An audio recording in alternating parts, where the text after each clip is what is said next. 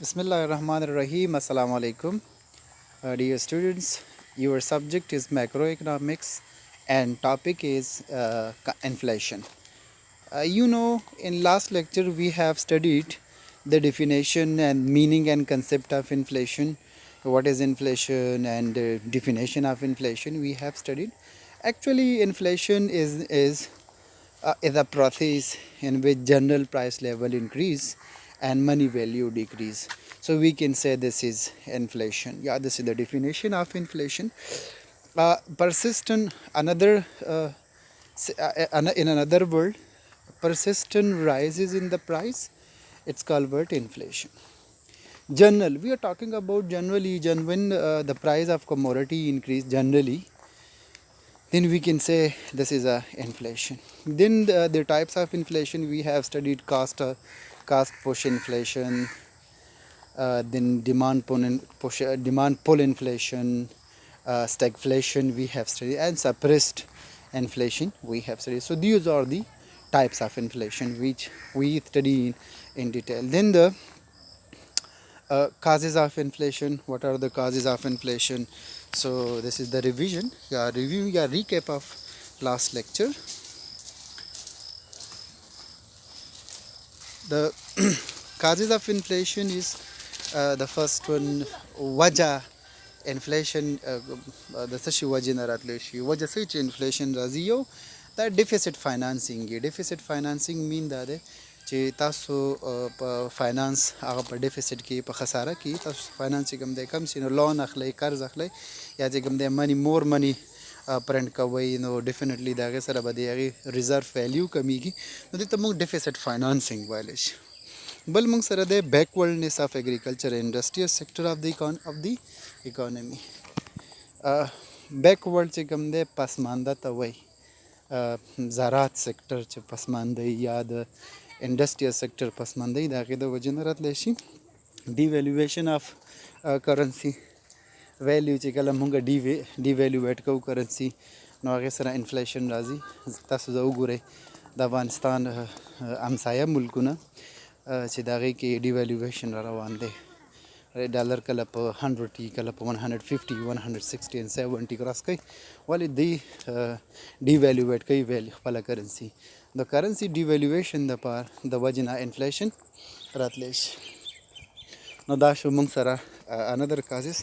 بل موږ سره کازز دی پولیټیکل انسټیبیلیټي چې کله د موږ سیاسي بحران یا سیاسي ثبات نه نو د دې د وجې نه چې کوم دی انفلیشن راتلی شي او دا د انفلیشن یو وجه کېدلی شي چې د دې د وجې نه کېدای شاید چې راشي. بل موږ سره دی انډیزایربل اکټیویټیز. انډیزایربل اکټیویټیز کې موږ دا وویلې چې اکې هورډینګ دی، موږ سره سمګلینګ دی، کډناپینګ دی، بلیک مارکیټینګ دی، د دې د وجې نه هم راتلی شي. او لاست وان موږ سره دی ګروت اف پاپولیشن. د پاپولیشن د وجې نه انفلیشن راتلی شي.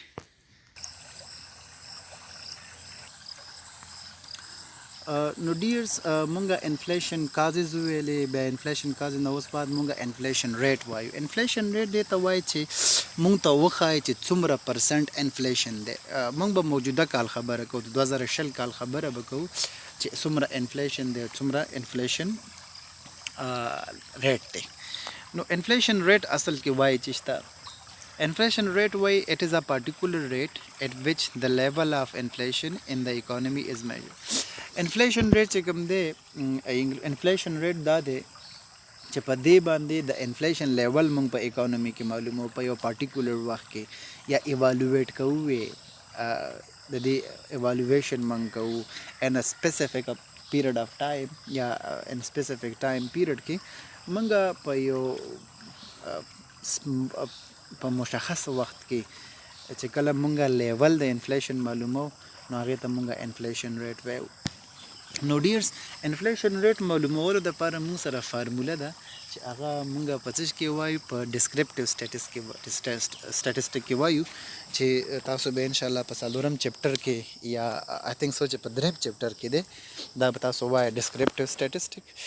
نو ډسکرپټیو سټیټسټک کې درېمه یا څلورمه چپټر کې به تاسو ته دا وښایي چې سی پی آی کنزیومر پرایس انډیکس نو من خو زه خو تاسو ته سمپلی کوم چې انفلیشن دا څنګه مونږ معلومو دغه انفلیشن ریټ نو سی پی آی د دې فارموله ده نو سچ ریټ از فاوند بای د ګیون فالوینګ فارموله دغه انفلیشن ریټ اوس مونږ معلومو چې آیا څومره تورم دی په افغانستان کې په دې 2020 کال کې څومره تورم دی نو د دې تورم معلومولو دپاره موږ سره څه شی ده یو فارموله ده چې هغې فارموله د سی پی آی په اساس باندې یا د سی پی آی په ترو باندې موږ فاینډ آوټ کولی شو نو سی پی آی چې ته ویلی شي کنزیومر سی معنا کنزیومر پی معنا پرایس او آی معنا انډیکس نو دا یو سټیټسټیکلی ټیکنیک دی یو سټیټسټیکلی انسټرومنټ دی چې د دې په اساس باندې مونږ کولی شو چې انټرسټ ریټ معلوم کړو رایټ اوس سی پی آی دا فارموله څه رقم ده دا فارموله داسې ده سمپلی به زه درته ووایم چې سی پی آی ما خو تاسو ډیفینیشن وکړو چې دا یو سټیټسټیکلی انسټرومنټ دی یو میتھډ دی چې په دې باندې مونږ انفلیشن ریټ معلومولی شو نو سی پی آی فارموله دا د ډیرز کرنٹ پرایس لیول نو کرنٹ پرایس لیول چې ته ویلی شي سپوز اگزامپل به زه دا درکړم چې زمونږ سره 2020 کال دا مونږ سره کرنٹ پرایس دی نو په دې کرنٹ پرایس کې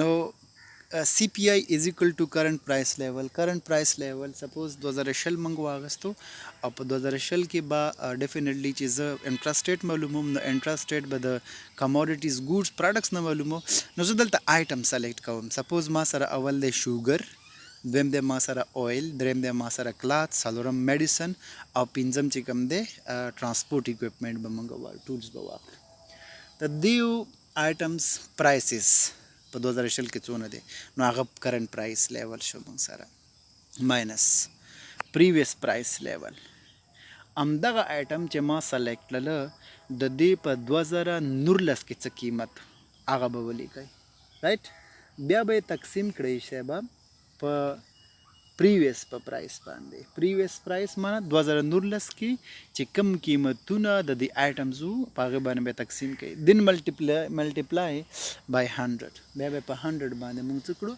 ضرب کړو نو د دې نه به موږ سره یو فګر راشي هغه فګر نه بیا موږ 100 ماینس کوو ولې 100 ماینس کوو 100 ځکه ماینس کوو چې موږ سره بیس ایئر دی او کرنٹ ایئر دی مطلب 2020 دی او 2019 دی نو د 2019 خو موږ سره تیر دی د دپاره موږ یو ثابت فګر اخلو چې هغه 100 دی نو 100 به ترې نه موږ څه کوو ماینس کوو نو سپوز د دې فارمولې نه سی پی آی نه موږ سره راغی 114 فګر راغی د دې 114 معنا دا ده چې د دې نه به موږ 100 ماینس کوو ولې ماینس کوو چې دې نه به بیس ایئر وباسو 2019 به ترې وباسو ځکه موږ فارموله کې دواړه کالونه لرو نو چې کله هم ترې 100 ماینس که دې نه پاتې شو 14 نو دا 14 موږ ته وایي چې موږ سره انفلیشن ریټ 13 دی 14% انفلیشن ریټ دی د موږ په اکانومي کې بله خبر دا ده که چیرې د دغې سی پی آی نه موږ سره یو فګر راغی او هغه نیګیټیو دی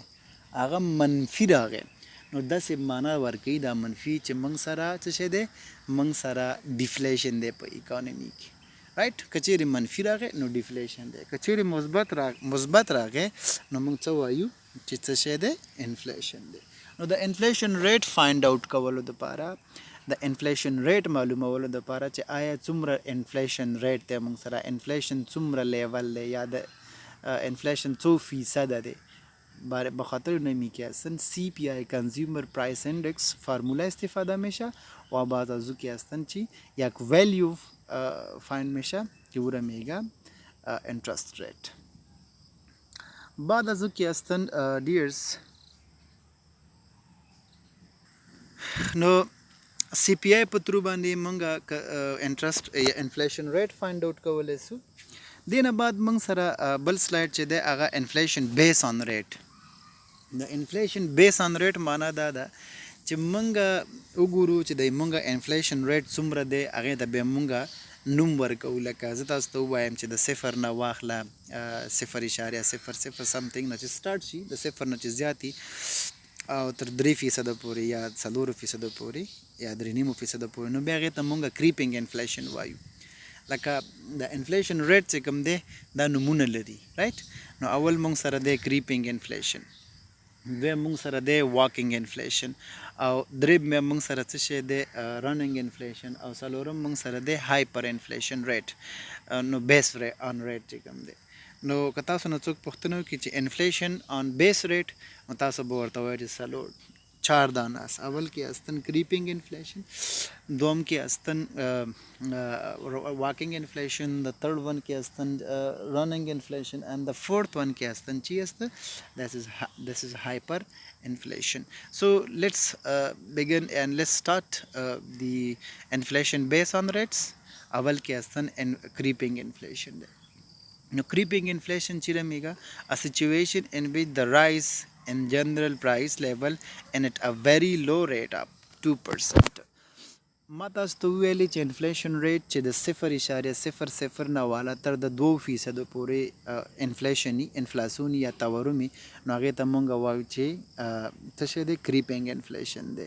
ګوري ا سچویشن ان ویچ د رایز ان جنرل پرایس چې هغه حالاتو چې په هغو کې په عموما توګه قیمتونو لیول چې کوم دی ډیر شي د تر 2% پورې، هغه حالات چې په هغې کې تر 2% پورې قیمتونه د اجناسو او خدماتو لوړ شي نو هغې ته مونږ کریپینګ انفلیشن وایو. څه ورته وایي؟ کریپینګ. نو کریپینګ انفلیشن ورته ولې وایي چې که چینجی فکر وکړو دا چینجی چې کم مزل کوي یا کم حرکت لري دې ته مونږ کریپینګ وایو یا کرولینګ ورته وایو، کریپینګ کرولینګ رایټ.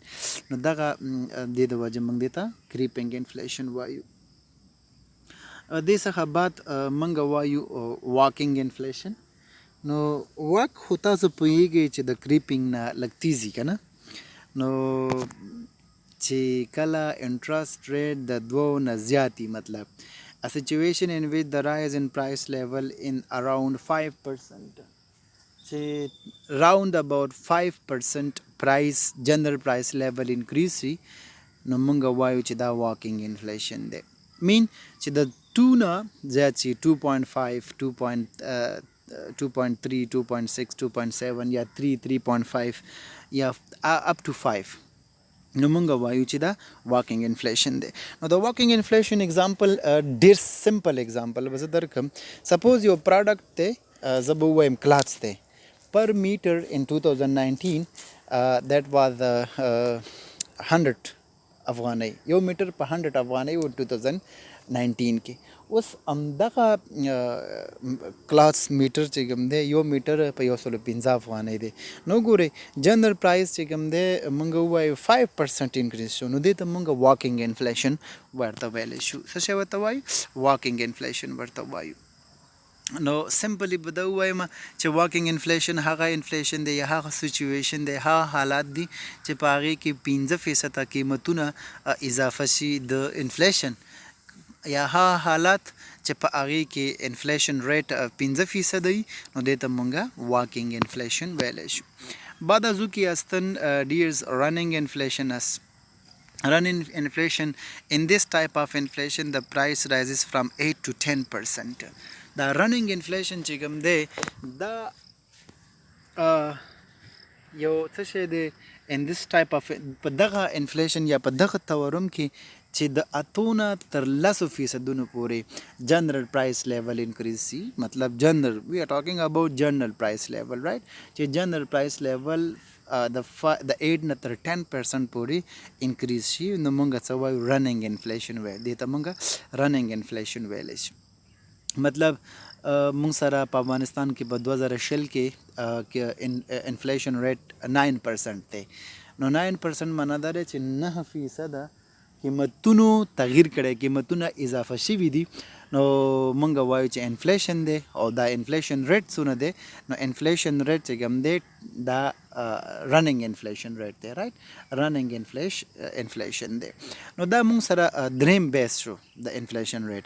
نو انفلیشن ریټ اول مونږ سره دی کریپینګ انفلیشن، دویم مونږ سره دی واکینګ انفلیشن. نو کریپینګ انفلیشن کې 2% دی، واکینګ انفلیشن کې 5% دی، او مونږ په رننګ انفلیشن کې د 8 نه والا تر 10% پورې فرام 8 to 10% general price level ki increase shawa, so we can say this is running inflation. And next one ki asta, that is a hyperinflation. So obviously it's clear from its name, hyper mean that high level, right? Hyper, so this is known at the final stage of inflation. So hyperinflation simply at the final stage of inflation rate. The final stage there. Final stage mean where the price goes up very high from 10 to onward. So the less फीसदुना onward मतलब اتیا فیصده 90% 200% 300% تلاړ شي نو دته موږ څه شی ویلی شو هایپر انفلیشن ویلی شو کله چې قیمتونه more than 10% increase you know hyperinflation consider kigi, so we can consider this is hyperinflation. And hyperinflation is the final and the last stage of inflation base rate. Got it? No, when the price of when general price level increase 20%, so we can say this is hyperinflation rate. When price level increase 30%, we can say this is a hyperinflation rate. So these are the inflation rate base, right? So the first one that is creeping inflation, the second one is a walking inflation, and the third one is a running inflation and hyperinflation. So the first, suppose 2% price increase, so we can say this is creeping inflation. When 5% increase, so we can say this is a walking inflation. When price is increase 8 to 10%, we can say this is a running inflation.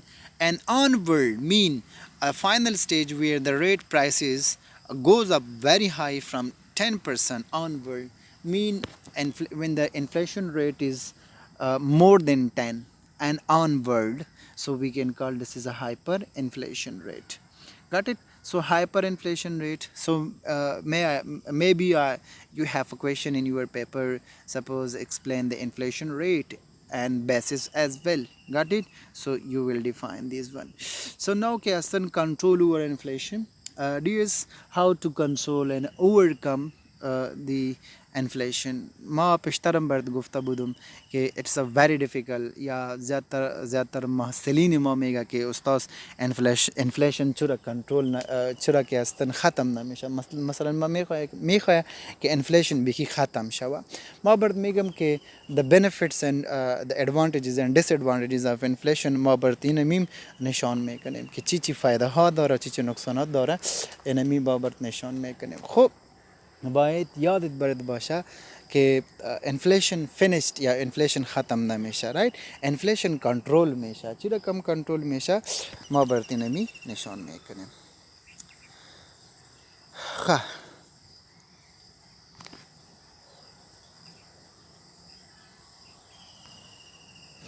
اول کې استن انفلیشن کنټرول کولو د لپاره مونږ سره څه پالیسیانې دي. د پالیسیانو په اساس باندې لکه تاسو به داسې ډېرې لیدلي چې دا پولي پالیسي جوړیږي یا د کلنۍ پالیسي جوړیږي لکه فسکل پالیسي جوړیږي یا چې کوم دی مونیټري پالیسي جوړیږي چې بانک مرکزی جوړي او یا پولي یا فسکل پالیسي چې جوړیږي کلنۍ هغه دولت جوړي د یو هیواد.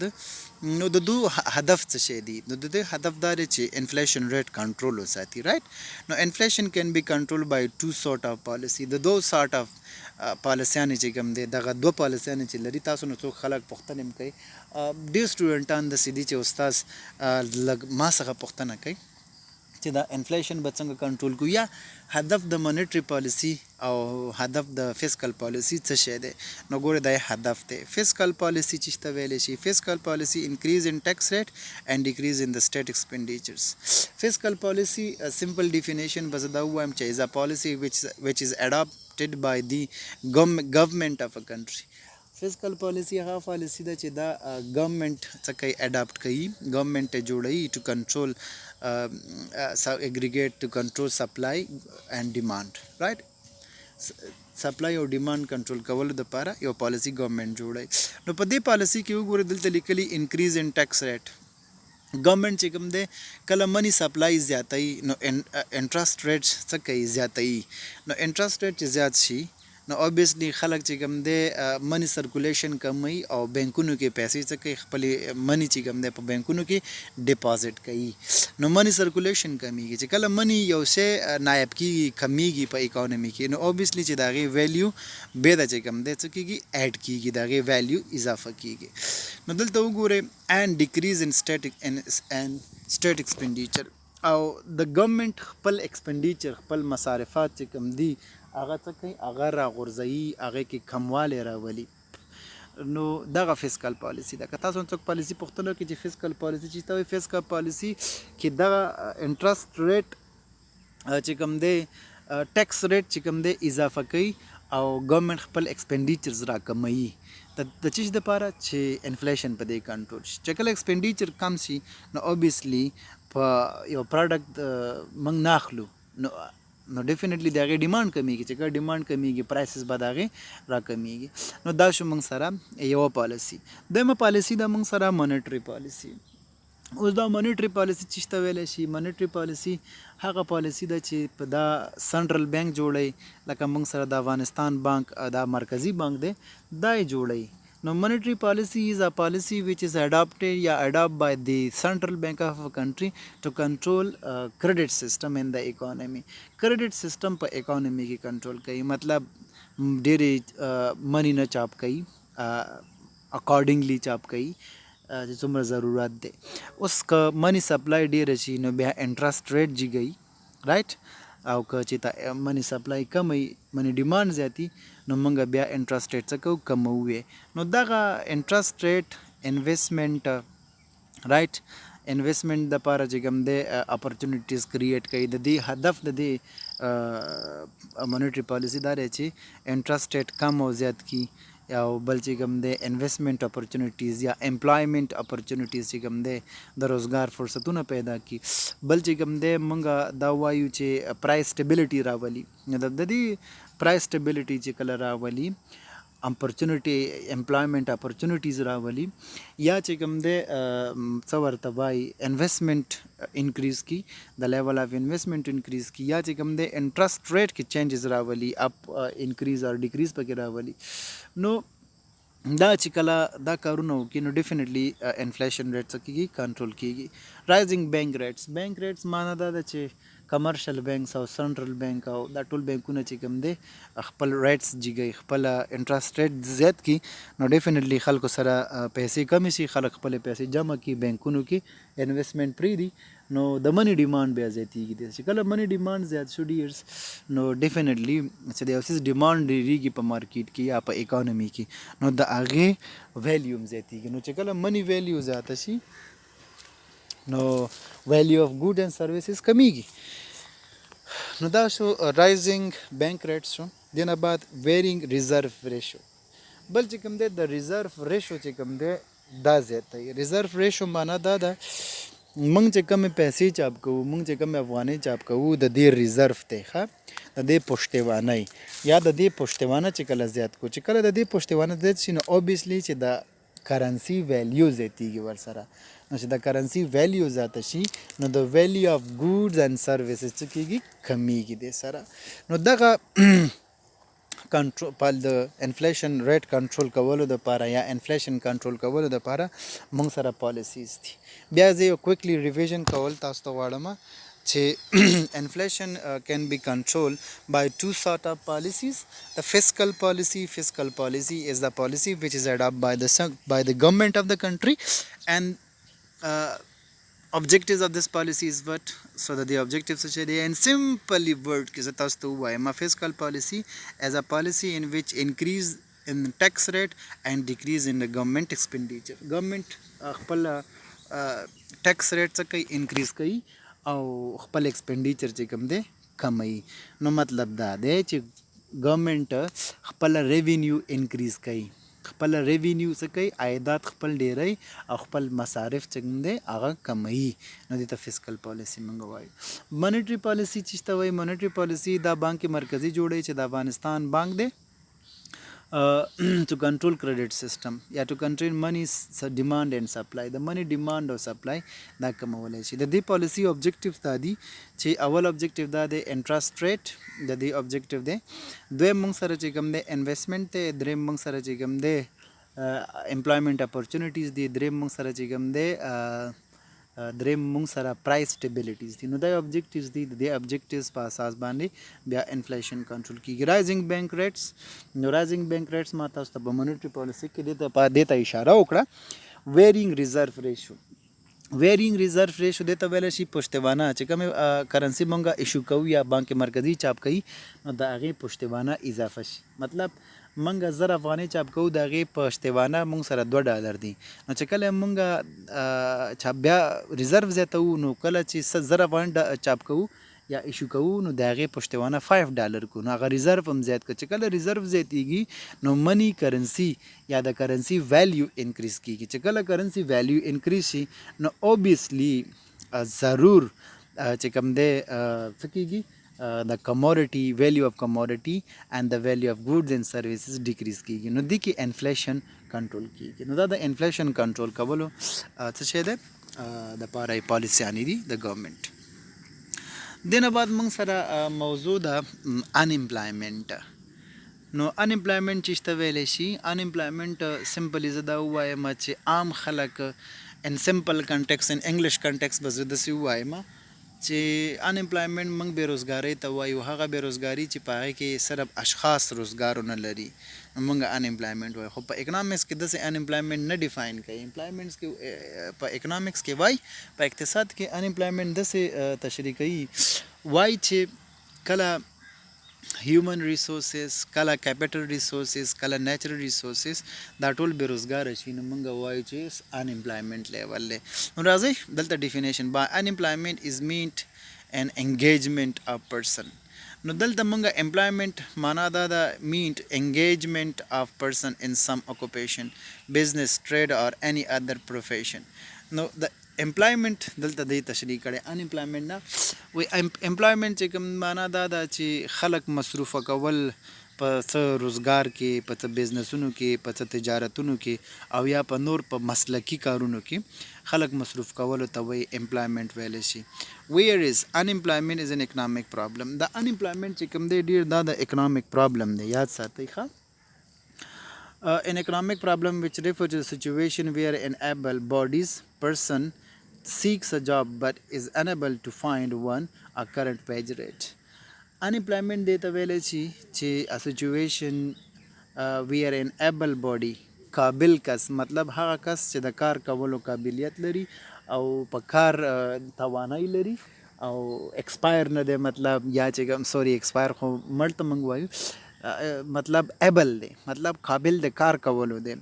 هغه ځان دپاره جاب ګوري د جاب په هڅه کې دی د جاب په فایند کولو کې دی خو بټ از انیبل ټو فایند او قابل د دې نه کېږي چې ځان ته کار روزګار پیدا کړي. ون ان کرنٹ ویجز ریټ په موجوده مزد کې یا په موجوده حالاتو کې یا په موجوده وخت کې په کرۍ کې پیدا کولو باندې یو کس نه توانېږي چې ځان ته روزګار پیدا کړي. نو دې ته موږ څه شی ویلی شو؟ دې ته موږ انامپلایمنٹ وایو. دې ته موږ څه وایو؟ انامپلایمنٹ ویلی شي. نو اوس موږ دې کې امپلایمنٹ هم وویلې او انامپلایمنٹ هم وویلې. نو امپلایمنٹ چې ته ویلی شي امپلایمنٹ دې ته ویلی شي چې خلک مصروفه کول په روزګار باندې، په بزنس باندې، په تجارت ورکړه او درکړه باندې او یا په بل مسلکي روزګار باندې. خو انامپلایمنٹ چې دی دا اکنامکس یو اقتصادي ستونزه ده چې په دې کې موږ داسې وایو انامپلایمنٹ اقتصادي ستونزه ده. او اقتصادي ستونزه څنګه ده چې یو شخص چې هغه توانایي یو شخص چې هغه قابل د کار کولو دی خو نشي توانېدلی چې ځان ته کار او روزګار پیدا کړي چې د یو ورځ یا د روزمره مزد ځان ته پیدا کړي، ځان ته چې کوم دی کار روزګار پیدا کړي یا ځان ته چې کوم دی یو سورس آف انکم پیدا کړي. نو نشي توانېدلی چې دغه ځان ته انکم آف سورسز پیدا کړي او دا قابل د کار کولو دی. نو دې ته مونږ انامپلایمنٹ ویلی شي. دې ته مونږ څه وایو؟ دې ته مونږ انامپلایمنٹ وایو. نو انامپلایمنٹ باندې خو به اوس پوه شوي. ټایپس آف انامپلایمنٹ دی مونږ سره اوس ټایپس اف انپلایمنټ مونږ وایو انپلایمنټ ټایپس څونه دي انپلایمنټ ټایپس چې کوم دي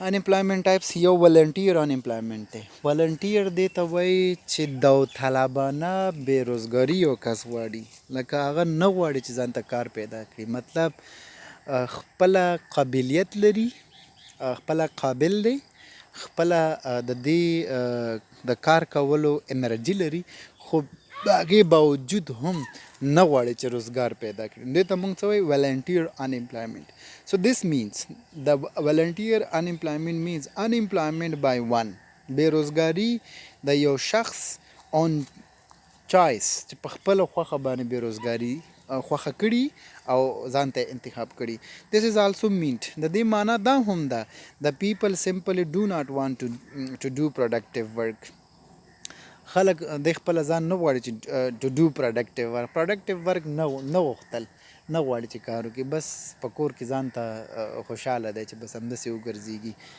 کار مار په فکر کې نه یو صاحبه بس راځي خوري څکي لکه دا داسې په افغانستان کې خبر نه کوو لکه داسې به په افغانستان کې خلک د دغو خلکو فیصدي په افغانستان کې ډېره زیاته کمی دا په څه شي کې په ډیولپډ کنټریز کې ډېر زیات دي ښه په افغانستان کې دا شی نشته هر نفر چې کوم دی ځان ته کار او روزګار غواړي instead they want to remain unemployment د دې په ځای باندې چې دوی غواړي موږ د بېروزګاره یو د خپله په خپله داوطلبانه چې کوم دی ځان بېروزګاره غواړي نو دا کم خلک دي دا ما تاسو ته وویلې چې دا ډیولپډ کنټریز کې دي دا انډر ډیولپ کنټریز کې لکه نشته لکه په افغانستان کې به ډېر زیات کم خلک دي هم مالداره خلک او غریب خلک خو داسې نه غواړي هر سړی په هڅه کې دی چې ځان ته یو سورس اف انکم فایند آوټ کړي نو انپلایمنټ خو تاسو پوه شوئ چې انپلایمنټ څه ته وایي او امپلایمنټ څه ته وایي او ټایپس اف امپلایمنټ کې ولنټیر انپلایمنټ معنا دا ده داوطلبانه بېروزګاري چې په خپله خوښه باندې ځان بېروزګاره کړی دی رایټ قابل د کار دی مطلب دا انرجیټک دی مطلب دا سکل لري دا چې کوم دی ایبل دی او دا چې کوم دی ښه روغ رمټ دی مطلب د کې څه ستونزه نه لري نه دماغي ستونزه لري نه چې کوم دی د فزیکل ستونزه لري نه چې کوم دی ایجوکیشن پرابلم لري نه چې کوم دی بل څه پرابلم لري او په خپله مرضۍ باندې ځان ته ځان یې داسې ځان دپاره بېروزګاري انتخاب کړې ده نو دې ته مونږ ولنټیر انپلایمنټ ویلی شو دینا بعد منګه ولنټیر انپلایمنٹ نور ایکسپلین کوو دس از ا ریل فارم اف انپلایمنٹ دا چې کوم دی یو حقیقي شکل یو ډول د بیروزګارۍ دی individual who fall in this category are those who possess high qualification but do not find any job commensurate with the qualification they possess لکه دې کې موږ وایي داسې خبره کوو چې هغه خلک چې هغه ویل کوالیفاید دي ما تاسو ته مخکې خبره وکړه چې ویل کوالیفاید دي ویل ایجوکیټډ دي انرجیټک دي ایبل دي رایټ خو ویلنګلی دې چې کوم دی ځان دپاره چوز کړی د څه شی انپلایمنټ چوز کړی نو دې ته موږ څه شی ویلی شو انپلایمنټ یا ولنټیر انپلایمنټ ویلی شو او دا ولنټیر انپلایمنټ چې کوم دی ریل فارم دی د انپلایمنټ دا یو حقیقي ډول د انپلایمنټ دی چې دا یو غټ پرابلم دی دا یو غټه ستونزه ده دا یو غټه اقتصادي ستونزه ده چې موږ او تاسو لرو که چیرې کوالیفاید خلک وغواړي ځان ته یو ښه وظیفه پیدا کړي یو ښه کار ځان ته پیدا کړي یا ځان ښه یوټیلایز کړي فل یوټیلایز کړي یا داسې خلک موږ لرو چې هغه ډاکټرز دي رایټ سپوز ډاکټر دی په اکاونټ سیکشن کې کار کوي یو نفر دی پی ایچ ډي هولډر دی هغه چې کوم دی په یو سمال په ریټیل کې کار کوي یا په یو سمال مارکیټ کې کوم دی ایز ا ریټیلر کار کوي یا چې کوم دی موږ وګورو خو ویل ایکسپیرینس ټیچر دی هغه چې کوم دی په یو عادي مکتب کې چې کوم دی خپله وظیفه اجرا کوي یا داسې موږ نور وګورو چې په منیجمنټ باندې پوهېږي په مارکیټنګ پوهېږو ښه پروفیشنل خلک چې کوم دی هغوی ویسټ آف ټایم کوي نو موږ دې ته وایو دا ولنټیر انپلایمنټ دی رایټ داسې ډېر خلک اګزامپل به تاسو په خپله لیدلي چې ښه ویل کوالیفاید خلک دي سپوز زه به داسې ووایم چې ماسټر ډګري هولډر به هغه به ټیکسي بانې کوي نو ځان دپاره په خپله انتخاب کړي یا نه پیدا کېږي یا هغه نشي کولی یا قابل د دې نه چې هغه ځان ته یو ښه پراپر یا پرمننټ یا ښه وظیفه پیدا کړي. نو دغه یو اقتصادي ستونزه ده چې موږ تاسو لرو والنټیر انامپلایمنټ. د دې نه بعد موږ سره د فنکشنل انامپلایمنټ. Now, functional unemployment is the well, this form of unemployment take place as a result of imperfections in the labor market. These imperfections occur due to the seasonal nature of jobs. Job څه کوم دی fractional منګه دې ته ویلی شو. فار ایگزامپل منګه دلته تاسو ته اگزامپل دا درکمه. فریکشنل انامپلایمنټ دې ته وایي ګورئ ښه چې مونږ نه غواړو چې مونږ د بېروزګاره شو، خو هغه د انفورسین سرکمسټانسز د وجې نه راتلی شي. زه به درته اګزامپل کې دا ووایم چې دیز imperfections occurs due to the seasonal nature of jobs. seasonal nature of job د وجې نه راتلی شي. یا اګزامپل زه در کوم accidental breakdown of machinery. مونږ لګیو په یو فیکټرۍ کې مشینرۍ باندې پروډکټ پروډیوس کوو او یکدم چې کوم دی هغه مشینري ډیمیج شي یا مشینري کې څه ډیفالټ راسي یا فالټ پکې راغی، نو دغه مونږ هغه وخت کې بېروزګاره شو. نو دغه وخت کې بېروزګاره کې دلته مونږ څه شی ویلی شو؟ دې ته مونږ وایو فریکشنل انامپلایمنټ. یا اوس دلته مونږ وګورئ په افغانستان کې اوس کووډ 19 یا پینډمیک دی، نو د دې د وجې نه خلک ډېر بېروزګاره شوي. خلک نه غواړي چې موږ د بېروزګاره شو، خو د نیچر ډیزاسټر د وجې نه یا د دغې ډیزیز د وجې نه د کووډ 19 د وجې نه خلک بېروزګاره شوي دي. نو دې ته موږ څه وایو؟ دې ته موږ فریکشنل انامپلایمنټ ویلی شو. بل موږ وایو نیچرل کلایمیټیز.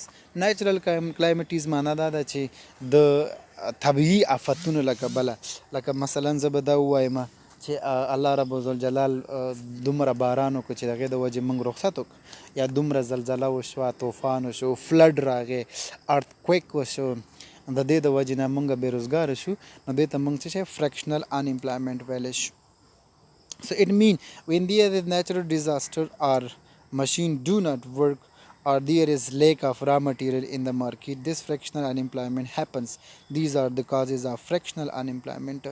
یا چې کوم دی موږ دلته ووایو shortage in the supply of raw material. تاسو last line یا sentence وګورئ. natural calamities نه بعد shortage in the supply of raw material یا supply of raw material د وجې نه منګه فریکشنل انامپلایمنټ کېدلی شو. سپوز زه به داسې ووایم چې یو نفر دی هغه پروډکټ پروډیوس کوي، زه به ووایم چې کلاتس پروډیوس کوي، نو دا په مشینرۍ باندې کوي یا په الکټریسټي باندې کوي. اوس د الکټریسټي چې کوم دی دغه را مټیریلز دي، دا چې کوم دی بیسک را مټیریلز دي، نو دته الکټریسټي نه سپلای کیږي، نو مشینري به بند دی. یا چې کوم دی دا مشینري دا په تیلو باندې چلی، په اویلز باندې چلی، دا اویلز بند دي، اویل سپلای نه کیږي، نو ډیفینیټلی چې دا کوم دی څه شی دی فریکشنل انامپلایمنټ د دې د وجې نه راتلی شي. نو فریکشنل انامپلایمنټ هغه انامپلایمنټ دی چې هغه داوطلبانه نه ده، هغه د نیچرل ډیزاسټر د وجې نه راتلی شي یا فریکشنل د وجې نه راتلی شي. سپوز ما تاسو ته وویلی چې ډیمیج مشین ډیمیج یو دم موږ بېروزګاره شو، یا ډیزیز د وجې نه. اوس لکه موږ چې بېروزګاره یو د څه د وجې نه، د کووډ 19 د وجې نه، نو دې ته فریکشنل انامپلایمنټ ویلی شي. یا موږ دا ووایو کلایمنټ، موږ ووایو نیچرل کلایمیټیز د وجې نه، یا چې کوم دی شارټیج اف سپلای اف را مټیریل د وجې نه خلک بېروزګاره شي، نو موږ دته څه وایو؟ دته فریکشنل انامپلایمنټ ویلی شي. نو یو موږ سره دی والنټیر انامپلایمنټ، بل موږ سره دی فریکشنل انامپلایمنټ. نو فریکشنل او والنټیر انامپلایمنټ باندې به تاسو پوه شوي یاستئ. نو دلته بل ډیفینیشن دی د معنا د فریکشنل انامپلایمنټ دی کړې ده. It means when there is a natural disaster. وای د فریکشنل انامپلایمنټ معنا دا ده چې دلته وای افتی ډیزاسټر طبیعي افت راغلی، اور مشین ډو ناٹ ورک یا مشین کار نه کوي، اور دیر از لیک آف را مټیریل ان د مارکیټ، یا چې کوم دی کمبودي یا نشواله یا کمواله د مواد خام په مارکیټ کې، یا this fractional employment is happen. دغه fractional employment راتلی شي. These are the causes for the fractional unemployment. دا چې کوم دی وجه د څه شی کېدلی شي، دا وجه د fractional unemployment کېدلی شي. نو موږ سمپلی دغسې وایو چې فرکشنل امپلایمنټ هغه امپلایمنټ دی چې د نشوالي د وجې نه یا د نه ارزه کولو د را مټیریل د وجې نه راځي یا نیچرل ډیزاسټر د وجې نه راځي یا مشینری بریک ډاون د وجې نه راتلی شي یا اکسیډنټ بریک ډاون ته مشینری د وجې نه راتلی شي یا شارټیج ان د سپلای اف را مټیریل د وجې نه چې راشي نو دغه ته مونږ فرکشنل امپلایمنټ یا دغه وجه د ان امپلایمنټ کې د فرکشنل ان امپلایمنټ کېدلی شي نو دا مونږ سره دویم قسم د څه شی دی دویم قسم مونږ سره د ان امپلایمنټ دی نو دنه بعد مونږ سره چې کوم دی ټیکنالوژیکلی ان امپلایمنټ دی نو ټیکنالوژیکلی ان امپلایمنټ مونږ چې ته ویلی شو ټیکنالوژیکلی ان امپلایمنټ دی ته وایي this is occur as a result of change in the production technology example replacement of worker by machinery بل ټیکنالوژیکلی ان امپلایمنټ راځي نو ټیکنالوژیکلی ان امپلایمنټ هغه ان امپلایمنټ ته ویلی شي چې هغه د لیبر یا د لیبر فورس په ځای باندې مونږ ټیکنالوژي انسټیټ مونږ څه وکړو ټیکنالوژي یوز کوو نو ډیفینیټلی خلک چې کوم دی ان امپلایمنټ کېږي یا ان امپلایمنټ لیول راځي خو ایکچولی په اکنامکس کې د ان امپلایمنټ نه دی ګوره چې د لیبر په ځای باندې مونږ مشینریان راولو نو مشینری مونږ ته ډیر پروډکشن کوي نو هغه ریسورسز مونږه نیچرل ریسورسز او کیپیټل ریسورسز ډیر استفاده کیږي نسبت د هیومن ریسورسز که چیرې مونږ هیومن ریسورسز استفاده کوو په څه باندې هیومن ریسورسز او نیچرل ریسورسز استفاده کوو نو نیچرل ریسورسز او هیومن ریسورسز به مونږه فول یوټیلایز نه کوو نو دا ټیکنالوژي د وجې نه مونږه فول یوټیلایزیشن کولی شو نو د دې د وجې نه چې کم ان امپلایمنټ راځي دې ته مونږ ټیکنالوژیکلی ان امپلایمنټ ویل نو ټیکنالوژیکلی ان امپلایمنټ دا اکنامکس پرابلم دی خو دا داسې پرابلم دی چې دا کنټرول دا هینډل کیږي دغه چې کوم دی اټس ا ویری ایزي دین ان امپلایمنټ رایټ نو ټیکنالوژي د وجې نه چې خلک بیروزګاره شي لیبرز ته چوټي ورکړی شي په پروډکشن کې مثلا زه ووایم مونږه کلاثس پروډیوس کوو نو چې کله کلاثس پروډیوس کوو نو دې کې لیبر دی مونږ سره 10 لیبر دی رایټ لس دانې لیبر دي نو دغه لیبر پر اور چې کوم دی یو میټر پروډیوس کوي نو اوس د دې په ځای ما ټیکنالوژي راوسته یو ټیکنالوژي د پر اور چې کوم دی 10 میټرز پروډیوس کوي نو تاسو اوس ما ته ووایئ چې کم ډیر بینیفټس د پروډیوسر ته ورکوي یا کم ډیر بینیفیشري لري یا افیشینټ څوک شو نو دلته مونږ وایو چې کیپیټل یا ټیکنالوژي چې کوم دی ډیر بینیفټس د پروډیوسر دپاره لري نو د دې د وجې چې کم بېروزګاري راځي هغې ته مونږ ټیکنالوژیکلی ان امپلایمنټ وایو نو مونږه موضوع وه ان امپلایمنټ زه ریکیپ اینډ ریویژن فار یو زه تاسو دپاره ریویژن کول غواړم نو ریویژن دا دی چې مونږه ان امپلایمنټ وویلې او امپلایمنټ وویلې امپلایمنټ انګیجمنټ of someone in business and trade right and some other professionals work some professional work چې خلک مونږه انګیجمنټ ساتو نو دې ته مونږه امپلایمنټ ویلی شو او که چیرې خلک قابل د دي چې کار وکړي خو کار ورته نه پیدا کیږي مناسب کار ورته نه پیدا کیږي او دې ته بیا مونږه ان امپلایمنټ ویلی شو یا زه به داسې ووایم اقتصادي لحاظ نه به دا ووایم چې یو ریسورسز دی هغه قابل د دې دی چې یو څه شی پروډیوس کړي که هغه ځمکه ده لکه قابلیت لري چې هغه لکه غنم پروډیوس کړي او په هغې باندې مونږه نه پروډیوس کوو نو دا ځمکې ان امپلایمنټ شو ګوره یو مشینري ده هغه قابلیت لري چې پروډکټ پروډیوس کړي خو هغې باندې مونږ نه پروډیوس کوو هغې ته مونږ وایو ان امپلایمنټ اف کیپیټل اوس یو نفر دی چې هغه قابلیت لري چې کار وکړي ځان ته روزګار پیدا کړي بزنس وکړي ټریډ وکړي پروفیشنل ډیوټیز وکړي جابز وکړي رایټ نو او دا ورته نه پیدا کیږي نو دې ته مونږ بیا ان امپلایمنټ ویلی شو نو ان امپلایمنټ مونږ هغې ته وایو چې not human being natural resources capital resources and human resources are able to work but do not find right a proper work for themselves so we can say this is a unemployment. بیا unemployment types موږ وویلې چې موږ سره اولنی ټایپ دا دی چې ولنټیر انامپلایمنٹ داوطلبانه یو سړی قابل دی خو کار نه کوي. بل موږ دا ووایو چې فریکشنل انامپلایمنٹ دا دی چې د څه شي د وجې نه یا ډیزاسټر د وجې نه راشي یا ډیزیز د وجې نه راشي یا نیچرل کلایمیټیز د وجې نه راشي یا اکسیډنټل راشي یا انفورسین سرکمسټانسز د وجې نه راشي نو دې ته موږ څه وایو فریکشنل ورته وایو. ټیکنالوژیکلی انامپلایمنٹ هغې ته ویلی شي چې د هیومن بینګ په ځای باندې موږ ټیکنالوژي ریپلیس کو او په هغې باندې پروډکشن کوو نو دې ته موږ څه شی ویلی شو ټیکنالوژیکلی انامپلایمنٹ.